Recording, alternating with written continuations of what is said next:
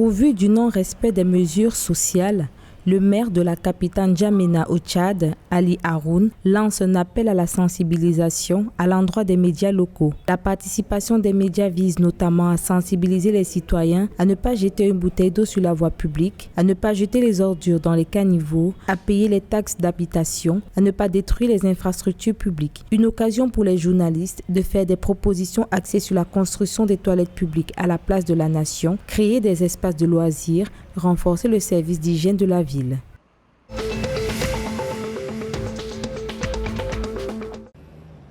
Selon le ministère du Plan en République démocratique du Congo, les dépenses d'investissement sont passées de 3% à environ 8%. Cette stabilité s'explique, selon Sama Lukonde, Premier ministre, par la maîtrise du taux de change qui se situe aujourd'hui à l'officiel à $1 pour 1995 francs congolais et au parallèle à $1 pour 2039 francs congolais. Au niveau de l'inflation, la situation est globalement maîtrisée et des projections sont faites pour arriver à un maximum de 4,5% de taux d'inflation, alors que le contrat avec le Fonds monétaire international projette la République démocratique du Congo à 6%. «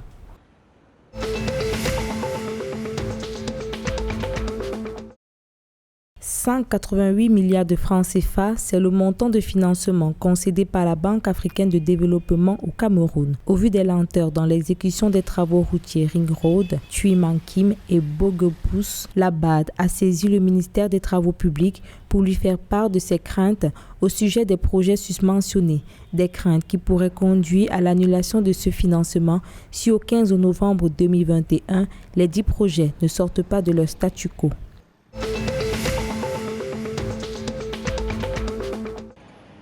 Plus que 2 mois et l'année budgétaire prendra fin au Gabon.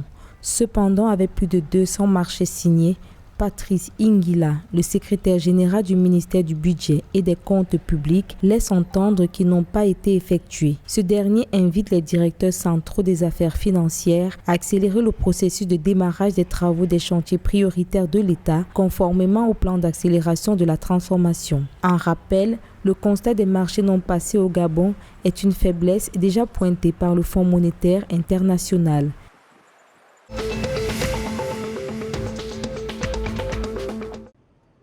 Le gouvernement du Congo-Brazzaville dément toute implication du président Denis Sassou Nguesso dans l'affaire des Pandora Papers. Le président congolais serait accusé d'évasion fiscale à travers la compagnie Inter-African Investment. En rappel, les Pandora Papers sont une fuite de près de 12 millions de documents qui révèlent la richesse cachée, l'évasion fiscale et le blanchiment d'argent des plus riches et des plus puissants du monde.